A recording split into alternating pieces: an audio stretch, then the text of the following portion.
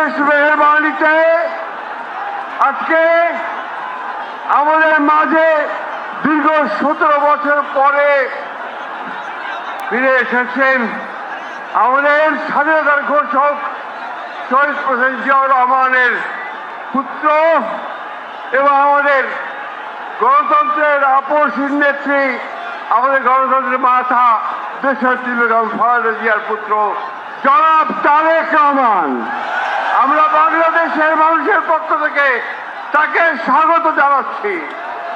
দীর্ঘ 17 বছর ফ্যাসিস্ট অত্যাচার, শক্তির অত্যাচার, নির্যাতনের বিরুদ্ধে আমাদের এই নেতা তারেক রহমান, তিনি দূর থেকে আমাদেরকে নেতৃত্ব দিয়েছেন, আমাদের গণতন্ত্রের লড়াইকে সামনের দিকে এগিয়ে নিয়ে গেছেন এবং আমরা অবশেষে 24-এর 5ই আগস্ট ছাত্র জনতার গণঅভ্যুত্থানের মধ্য দিয়ে তারেক রহমানের নেতৃত্বে আমরা সেই ফ্যাসিস্টকে বিতাড়িত করতে সক্ষম হয়েছি।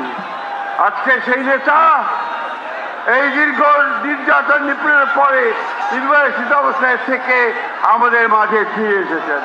বন্ধুগণ, এই গণতন্ত্রের উত্তরণের সবচেয়ে কঠিন পথগুলো আমরা পাড়ি দিয়েছি তারেক রহমানের নেতৃত্বে। আজকে সেই জন্যে আমাদের জন্য অত্যন্ত আনন্দের দিন। অন্যদিকে আমাদের মাথা দেশের বেগম খালেদা জিয়া অসুস্থ অবস্থায় আজকে হাসপাতালে রয়েছেন। আজকে আমরা একদিকে আল্লাহ তাআলার কাছে দোয়া করব যেন তিনি সুস্থ হয়ে আমাদের মাঝে ফিরে আসেন, আর একই সঙ্গে দোয়া করব যেন তারেক রহমানের নেতৃত্বে আমরা যেন আগামী 26-এর 12ই ফেব্রুয়ারি নির্বাচন, সেই নির্বাচনে জয়ী হয়ে আমরা যেন গণতন্ত্রকে প্রতিষ্ঠা করতে পারি, আইনের শাসনকে প্রতিষ্ঠা করে দিতে পারি এবং আমাদের তারেক রহমান সাহেবের 31 দফাকে বাস্তবায়িত করতে পারি। সকলকে আবারও আমরা বিএনপির পক্ষ থেকে ধন্যবাদ, কৃতজ্ঞতা জানাচ্ছি। দেশের এবং খালেদার পক্ষ থেকে ধন্যবাদ, কৃতজ্ঞতা জানাচ্ছি এবং তারেক রহমান সাহেবকে আমরা স্বাগত জানাচ্ছি। আসসালামু আলাইকুম। বক্তব্য শেষ করছি। বিএনপি জিন্দাবাদ, শহীদ প্রেসিডেন্ট জিয়াউর রহমান অমর হোক, দেশের বেগম খালেদা জিন্দাবাদ, তারেক রহমান জিন্দাবাদ। ইতিহাসে সর্ববৃহৎ জনসমাগমের সম্ভাবনা, সেই বিষয়টিও আসলে কিন্তু এখানটায় কিছুটা প্রমাণিত হচ্ছে যে এত মানুষ কখনো এত প্রিয় নেতাকে পেয়ে 17 বছর পর প্রিয় নেতা দেশে এসেছেন, এত মানুষ, খুব স্বাভাবিক বিষয় যে একজন নেতা আসছেন দেশের বাইরে থেকে এবং সেই দলের নেতাকে তাদের কর্মীরা দেখতে যাবে না, তা আসলে হয় না। সে কারণে সারা দেশ থেকে এত নেতাকর্মী এসেছেন এবং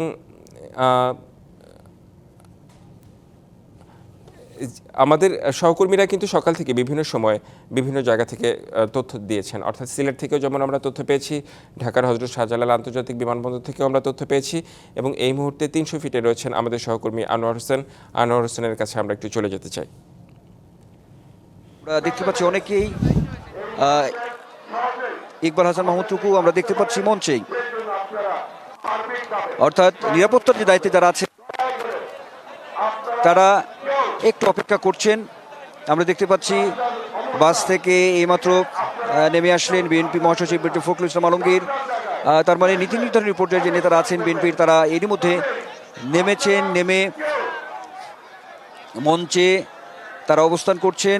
এখন এর পরে অর্থাৎ বিএনপির ভারপ্রাপ্ত চেয়ারম্যান তারেক রহমান যাকে সংবর্ধনা দিতে, যাকে এক নজর দেখতে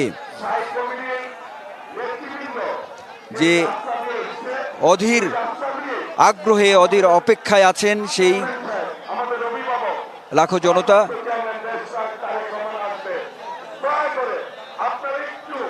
অর্থাৎ বিএনপির ভারপ্রাপ্ত চেয়ারম্যান সেই মাহেন্দ্রক্ষণ, সেই মঞ্চে